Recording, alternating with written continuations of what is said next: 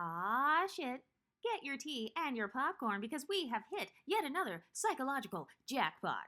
That's right, the one, the only Amaya Papaya, my favorite person from Love Island. She is now getting dragged because apparently she is a colorist, texturist, featurist Trump supporter. So people were going through her Facebook and they said that she was making all of these colorist remarks and that she kept reposting Trump content on her social media pages. But this is fake outrage.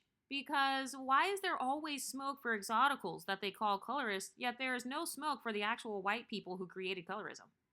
So the way that I'm going to respond to this is guess what? I'm not caping for women who don't cape for me. And also, if unambiguous black women don't take colorism seriously, then I don't take it seriously.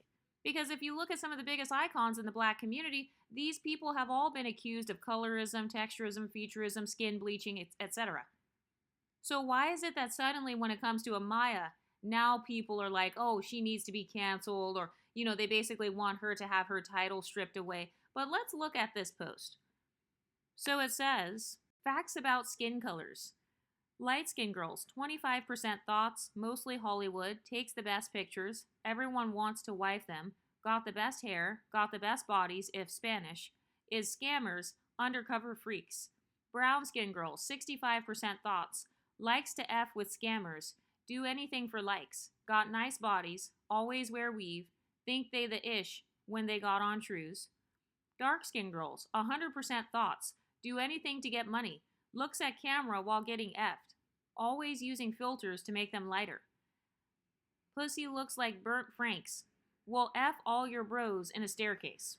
So this was reposted by Amaya when she was a teenager, I guess. This is like back in 2014. So my question for the black female community is, what is your actual standard on colorism? Is it once a colorist, always a colorist? Because last time I checked, you guys are still supporting Ice Spice. Ice Spice was accused of being a colorist just within the past year. There are plenty of people who are accused of being colorists all the time. In fact, people are fighting Club Mona right now, saying that they deserve to get inside of Club Mona, even though there was a woman who said that Club Mona was colorist. So which one is it? Do you want to fit in with the colorists or do you want to cancel the colorists?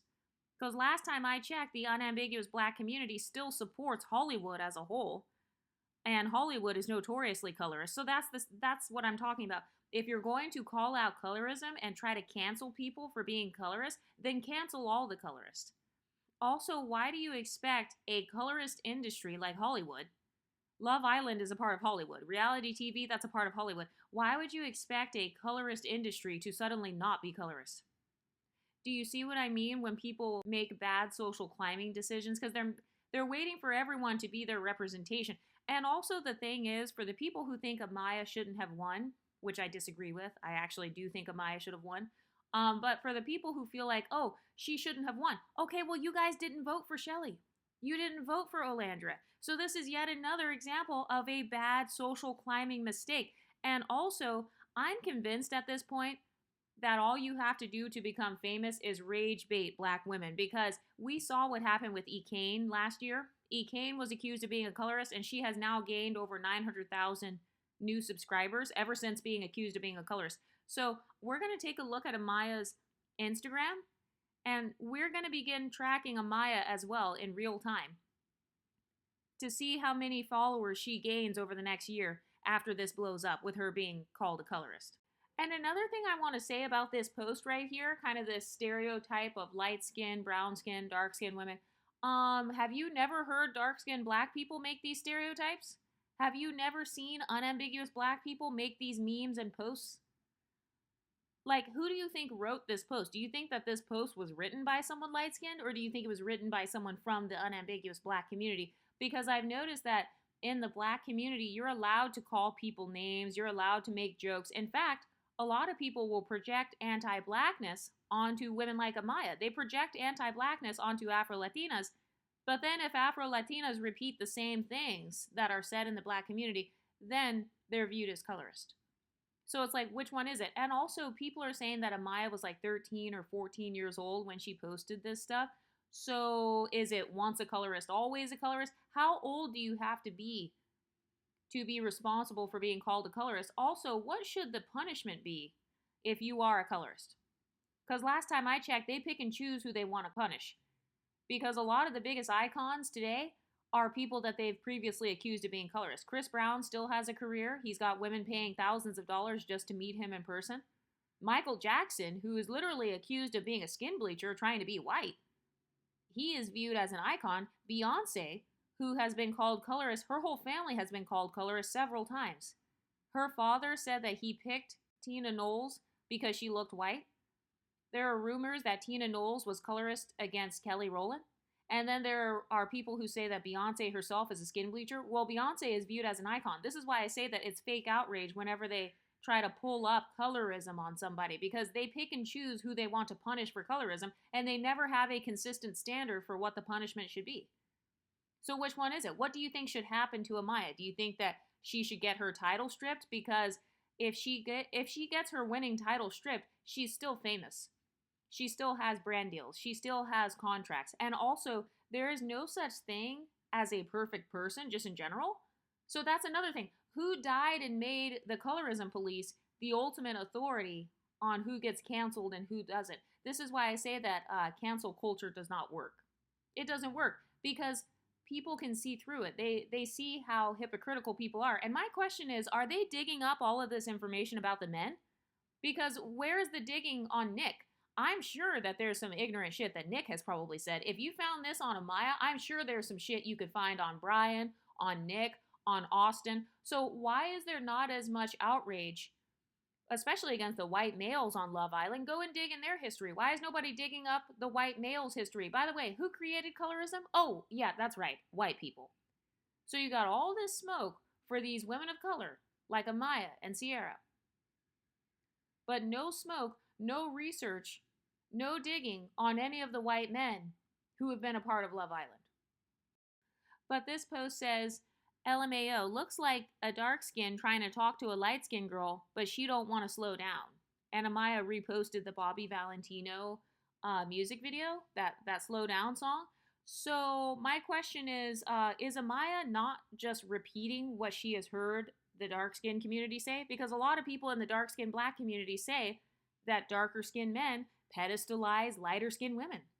So here you have Amaya acknowledging her own privilege, saying, oh, this looks like a dark skin trying to talk to a light skinned girl, but she don't want to slow down. Imagine if Shelly had posted this. Do you think the reaction would be the same? They'd probably be laughing at this if it was Shelly that made this same post. But because it's Amaya who actually does have light skin privilege, now there's outrage. So again, what is the punishment for being a colorist? Because it seems like there isn't one. It seems like all you have to do is be colorist and rage bait the unambiguous community and you'll become more famous. Name one person who ever got called colorist and then they disappeared and they never made money again. Name one person. I'll wait. Because last time I checked, the more colorist a person is, the more the black community will actually end up promoting that person, and then that person gains followers and they gain more attention. And then there's a post from Amaya where she liked the Donald Trump. She liked a post from Donald Trump where it was like their 20th anniversary. And so people are, now they're calling her Amaga instead of Amaya. They're calling her Amaga or Amaga. And it's like, okay, so just admit that you don't actually like multiculturalism. You only want to support people who have the same political views as you, the same cultural views as you. You want people who have your same skin tone identity. So that's my thing. To the people who are calling everybody colorist, texturist, featurist, or, you're mad at them because they happen to support Trump, Love Island has nothing to do with politics. Like, that's not what I'm thinking about. When I was watching Love Island, I had no idea what political parties any of the contestants were a part of. Like, that was not even a thought in my mind. I wasn't thinking to myself, oh, I'm not going to vote for her because, she voted for Kamala or she voted for Trump. And then there's another repost from Amaya where she is supporting Candace Owens. So Candace Owens, you guys know she's a conservative, unambiguous black woman. So it's like, okay, so is Amaya a colorist? Yes or no? She's reposting an unambiguous black woman. Even though you guys are saying like 11 or 12 years ago, she reposted something about being light-skinned. So which one is it? Is it once a colorist, always a colorist? How many times do you have to say something colorist in order to be considered colorist? Until the black community can come up with those standards, I don't really care what they think.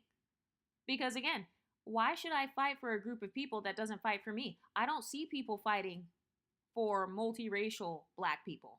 I don't see people fighting to protect light skinned women. I don't see people fighting to protect Afro Latinas. So why is it that the unambiguous community suddenly wants everybody and their mama from every background and every race and every political party to automatically agree with them? No, it's not my fight. If you don't agree with me, then I won't agree with you. If you don't fight for me, then I won't fight for you. If you don't care about me getting bullied or getting put down, then I won't care about you getting bullied and put down. And also, I want to talk about the culture of like pedestalization because a lot of people they pedestalize these reality show stars. Like, I don't put anybody on that high of a pedestal to where I would go and stalk their social media from 15 or 20 years ago trying to figure out, oh, what political party do they follow and what did they say when they were 13? Oh, do they think they're all that? You know, Amaya, she thinks she's all that because she's light skinned. Like, I don't even care about celebrities that deeply to really even research that. Not to mention the fact that JT from the City Girls, didn't she call people monkeys? So remember how they said Erica Mena was racist because she called people monkeys? Well, JT from the City Girl called people monkeys.